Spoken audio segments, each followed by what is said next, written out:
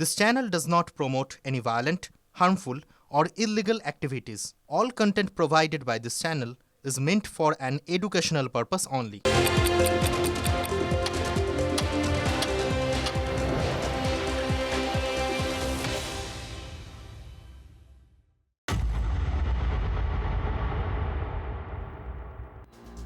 নমস্কার, শুরু করছি পাঁচ কথা টিভি9 বাংলায়। লিমা রয়েছে আপনাদের সঙ্গে। নজরে এই মুহূর্তের বড় খবরের দিক। পশ্চিম এশিয়ায় যুদ্ধ, জ্বালানির দাম বৃদ্ধির আশঙ্কার মধ্যেই বড় সিদ্ধান্ত কেন্দ্রের। এক ধাক্কায় পেট্রোল ডিজেলের লিটার প্রতি 10 টাকা করে শুল্ক প্রত্যাহার মোদী সরকারের। ডিজেলে লিটার প্রতি 10 টাকা অতিরিক্ত শুল্ক প্রত্যাহার। পেট্রোলেও লিটার প্রতি অতিরিক্ত শুল্ক কমল 10 টাকা।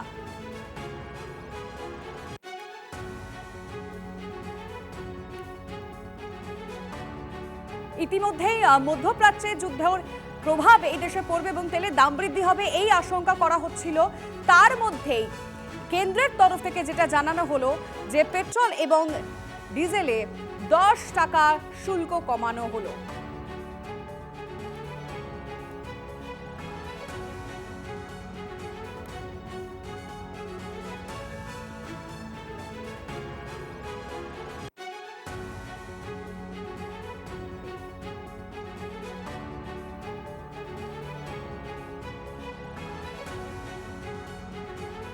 ইতিমধ্যেই আমরা সেই বিজ্ঞপ্তি দেখাচ্ছি আপনাদেরকে, যেটা কেন্দ্রের তরফ থেকে বলা হয়েছে যে 10 টাকা শুল্ক কমানো হয়েছে। এবং জানিয়ে রাখতে চাইব, কেন্দ্রের এই সিদ্ধান্তের প্রশংসা করেছেন অমিত শাহ। অর্থাৎ পেট্রোল এবং ডিজেলে যে 10 টাকা শুল্ক কমানো হয়েছে সেই বিষয়ের প্রশংসা করেছেন অমিত শাহ। এই পরিস্থিতির মধ্যে সাধারণ মানুষকে খানিকটা স্বস্তি।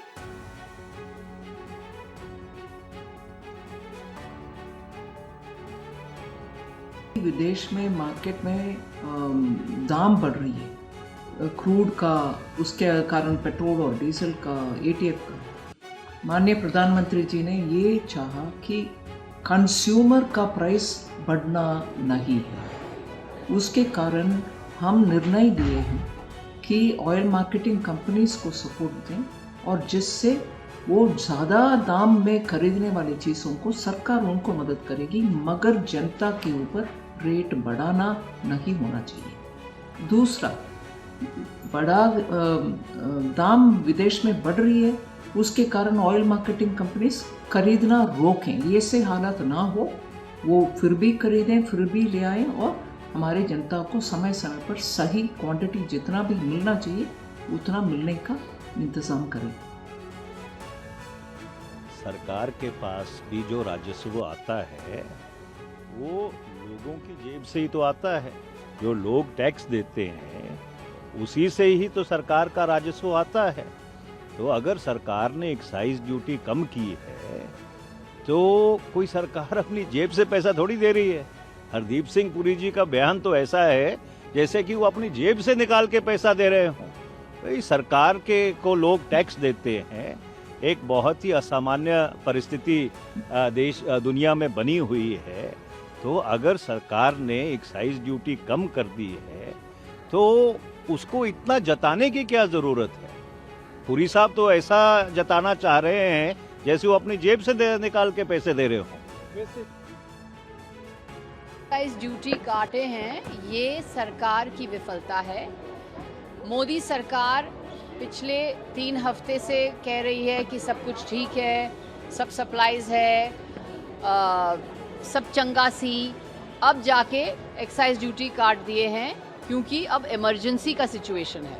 तो ये सरकार जब इमरजेंसी आती है, कोई बहुत बड़ा डेंजर होता है, तभी एक्ट करते हैं।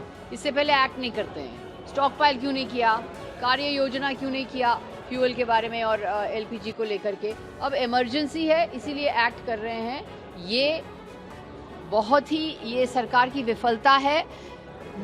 All gas prime minister, no gas citizens. কোভিডের সময় যখন কেন্দ্রীয় সরকারের মাসুল প্রত্যাহার করে নিয়েছিলেন, সে তো প্রধানমন্ত্রীর সিদ্ধান্ত ছিল। কারণ কেন্দ্রে যে সরকারটা চলেছে সেটা জনহিতকর সরকার, সেই সরকার মানুষের সরকার। বিজেপি শাসিত বিভিন্ন রাজ্যে কোভিডকালে পেট্রোলিয়ামজাত পণ্যের উপর থেকে দাম মানে তাদের মাসুলটা প্রত্যাহার করে নেওয়া হয়েছিল। অনেকেই অনেক শতাংশ কমিয়েছিলেন। এ রাজ্যে কি দেখেছিলেন? আজকে এ রাজ্যের মুখ্যমন্ত্রী কোনো ব্যবস্থা নিয়েছেন? মানুষের যখন অসময়, তখন মানুষের পাশে দাঁড়ানোর পরিবর্তে উৎসাহ, সমালোচনা, আক্রমণ, এটাও তো মানুষ দিচ্ছে না। গভীর রাতে জরুরি বৈঠকে শুল্ক কমানোর সিদ্ধান্ত নেন প্রধানমন্ত্রী নরেন্দ্র মোদী। মন্ত্রীদের নিয়ে গভীর রাতের এই বৈঠক, যে বৈঠকে প্রধানমন্ত্রী নরেন্দ্র মোদী ছিলেন এবং কারা কারা ছিলেন সেখানে উপস্থিত, কি কি বিষয়ে কথা হয়েছিল সমস্ত ডিটেইল সরাসরি আমরা জানবো আমাদের প্রতিনিধির কাছে। জ্যোতির্ময় কর্মকার সরাসরি রয়েছে। জ্যোতির্ময়, কি খবর? দেখো, গত সপ্তাহে ক্যাবিনেট কমিটি অন সিকিউরিটির একটি বৈঠক হয় এবং সেই বৈঠকে প্রধানমন্ত্রী নরেন্দ্র মোদী নির্দেশ দেন যে মধ্যপ্রাচ্যের যুদ্ধের এই মুহূর্তের যে পরিস্থিতি, সেই পরিস্থিতির দিকে প্রতি মুহূর্তে নজরদারি চালানোর জন্য এমপাওয়ার্ড কমিটি গঠিত হবে এবং এই এমপাওয়ার্ড কমিটিতে সমস্ত মন্ত্রকের যারা একেবারে শীর্ষস্থানীয় সেক্রেটারি তারা থাকবেন এবং অপর দিক থেকে যে একটা গ্রুপ অফ মিনিস্টার্স তৈরি হবে। এই গ্রুপ অফ মিনিস্টার্সের কাজ হবে সমস্ত বিষয়ে তত্ত্বাবধান করা।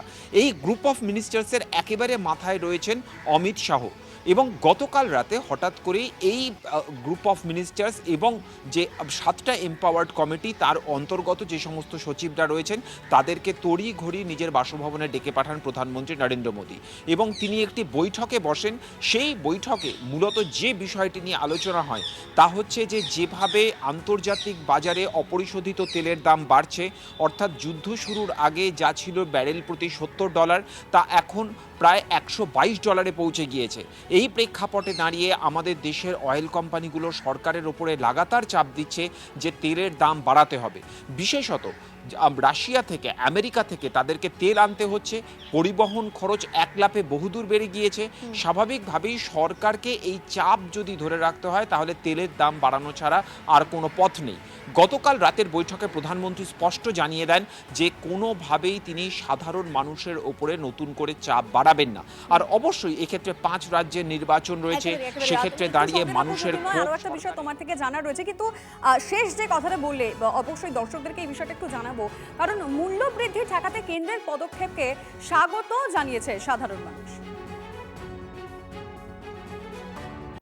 পরিশোধিত তেলের দাম লিটার ব্যারেল প্রতি হু হু করে বাড়ছে এবং সেই জায়গায় তেল কোম্পানিগুলো যারা আমাদের এখানে তেল ডিস্ট্রিবিউশন করে তারা কিন্তু ব্যাপক ক্ষতির সম্মুখীন হচ্ছিল। তার কারণ তারা নির্ধারিত দামে তেল দিয়ে আসছে এখনো পর্যন্ত। সেই জায়গায় এই অ্যাডিশনাল এক্সাইজ ডিউটি 10 টাকা কমানোর অর্থ হলো তাদেরকে কিছুটা ক্ষতির হাত থেকে বাঁচানো। কেন্দ্রীয় সরকার সেই পদক্ষেপ করেছে, পাশাপাশি যাতে আর পেট্রোলের দাম হঠাৎ করে না বেড়ে যায় সেটার দিকে মাথা রেখে সেই সিদ্ধান্তের কথা মাথায় রেখেই এই সিদ্ধান্ত নিয়েছে কেন্দ্র। দাম বাড়লে সাধারণ মানুষের পকেটে টান পড়বে, অসুবিধা তো হবে, কিন্তু ব্যাপারটা তো আমাদের হাতে নেই। তো সেরকম পরিস্থিতি অনুযায়ী আমাদেরকেও কেন্দ্র সরকারকে বা রাজ্য সরকারকে সাহায্য করতে হবে সেই পরিস্থিতি। দাদা, যুদ্ধের জন্য তো পেট্রোলের দাম বেড়ে যেত, এক্সাইজ ডিউটি কমিয়েছে যাতে দামটা না বাড়ে, কি বলবেন? ভালোই তো, একটু দাম না করলে আমরা সাধারণ পাবলিকরা কি করে পেট্রোল কিনবো? নাহলে তো স্টোর ফোর করে রাখতে হবে। তো পেট্রোল নাও পেতে পারেন যদি যুদ্ধ প্রচুর একটা বড় জায়গায়। মোদিবাবু তো বলেছে পেট্রোল রিজার্ভ আছে অনেক দিনের জন্য, দেখা যাক কি হয়, কথার কি দাম। ভরসা রাখছেন মানুষ এবং তারা বলছেন যে এই সিদ্ধান্তে আদপে তাদের উপকার হবে, তার কারণ যেভাবে অপরিশোধিত তেলের দাম বাড়ছে সেখানে তেল কোম্পানিগুলো কতদিন পর্যন্ত লস নিয়ে পেট্রোলটা দিতে পারতো সেটা নিয়ে প্রশ্ন উঠছিল। সেই জায়গায় এক্সাইজ ডিউটি কমানোর ফলে তারা কিছুটা লস থেকে বাঁচবে, ফলে পেট্রোলের দাম আপাতত বাড়ছে না, এটা তাদের কাছে সুরাহা। দেখুন, শুল্ক তো কমলেও সাধারণ মানুষ স্বস্তিতে, এই বিষয়টা দেখলাম। কিন্তু গতকাল মধ্যরাতের বৈঠকের পর আজকে কিন্তু আরো একটা গুরুত্বপূর্ণ বৈঠক রয়েছে। আচ্ছা, কোথাও গিয়ে যেটা সাধারণ মানুষ এবং সবাই আলোচনা করছে, এই বৈঠকে এনার্জি এমার্জেন্সি এইটা কি ঠিক করা হতে পারে, মানে এটা হতে চলেছে, কোন পথে এগোচ্ছে, সব ডিটেল জানাবেন আমাদের প্রতিনিধি জ্যোতির্ময় কর্মকার। জ্যোতির্ময়, দেখো, পৃথিবীর একাধিক দেশে ইতিমধ্যেই বিভিন্ন রকমের রেস্ট্রিকশন আরোপ করতে হয়েছে।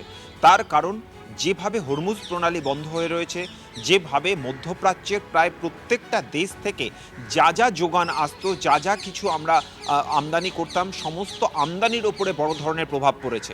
এবং যে খবর আমরা পাচ্ছি যে বিশ্বের একাধিক দেশে ইতিমধ্যেই লোডশেডিং স্টার্ট হয়েছে, বিশেষত বেশিরভাগ জায়গাতে পরিবহনের ওপরে রেস্ট্রিকশন শুরু হয়েছে, স্কুল কলেজ বন্ধ করে দিতে হয়েছে।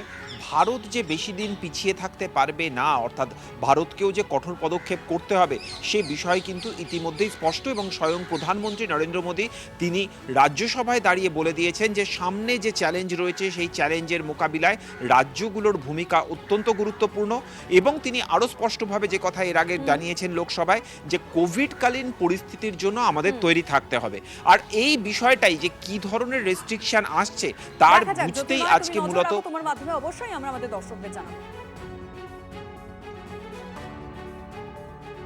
দেশে পর্যাপ্ত পেট্রোল গ্যাস আছে, বাংলায় যেন গ্যাসের ঘাটতি না হয়, কেন্দ্রীয় সরকারকে বার্তা মুখ্যমন্ত্রী। আগে তো কমুক, বাড়িয়েছে কত, বাড়িয়েছে 1000% আগেই। সে শাড়ির দোকানে গিয়ে মানে শাড়িটার কত দাম, 1000, কমতে কমতে এলো 400 টাকা। প্রথমেই তো 1000 টাকা বাড়িয়ে দিয়েছে, 1000%, 1000% বাড়িয়ে দিয়েছে। তারপরে এটা শুল্ক কমানো মানে কী দাম কমবে, শুল্কটা ক %? লোকে পাক, এটা আমি চাই, লোকের অসুবিধে যাতে না হয়। গ্যাসটা কি হলো, 25 দিন আগে লোকের রান্নাঘরটায় আগে তো রান্না করবে, খাবে, পেট্রোল তো অ্যাভেলেবেল আছে আমাদের এখানে, আর গ্যাসও অ্যাভেলেবেল আছে।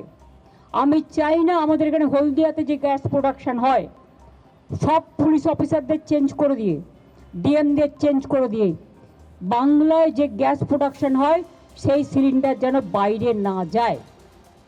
আর দ্বিতীয় কথা হচ্ছে আমার, এই যে 10 লক্ষ লোক বাইরে থেকে ইলেকশনের সময় ডিউটি করতে আসবে, হাজার হাজার লোক, তাদের গ্যাস দিতে গিয়ে বাংলার লোকের যেন গ্যাসের প্রবলেম না হয়। নারায়ণগড়ের বিজেপি প্রার্থীকে হেনস্থার অভিযোগ, ভোট প্রচারে গিয়ে আক্রান্ত বিজেপি প্রার্থী রমা প্রসাদ গিরি। প্রতিবাদে বেলদা থানার সামনে অবরোধ বিজেপি, তৃণমূলের বিরুদ্ধে হামলার অভিযোগ বিজেপি। ভোট দিতে দাও না কেন লোককে, কেন লোককে ভোট দিতে দাও না? কিসের অসুবিধা তোমার? কোথায় অসুবিধা?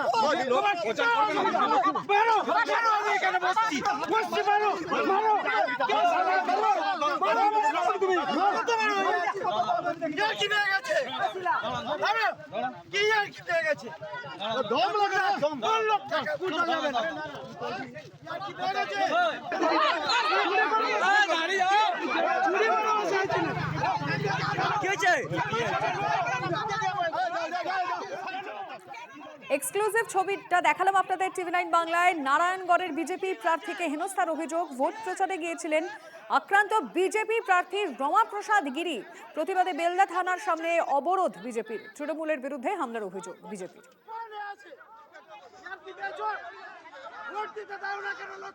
গোসাবায় বিজেপির পতাকা লাগানোকে কেন্দ্র করে উত্তেজনা, তৃণমূলের বিরুদ্ধে পতাকা লাগাতে বাধা দেওয়ার অভিযোগ, দুপক্ষের তুমুল বচসা।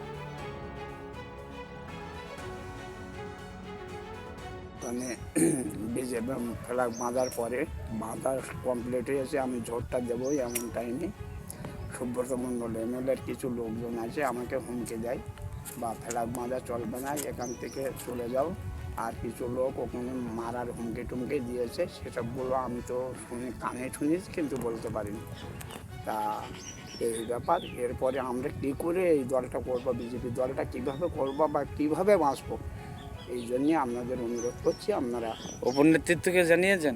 হ্যাঁ, উপর নেতৃত্বকে জানিয়েছি।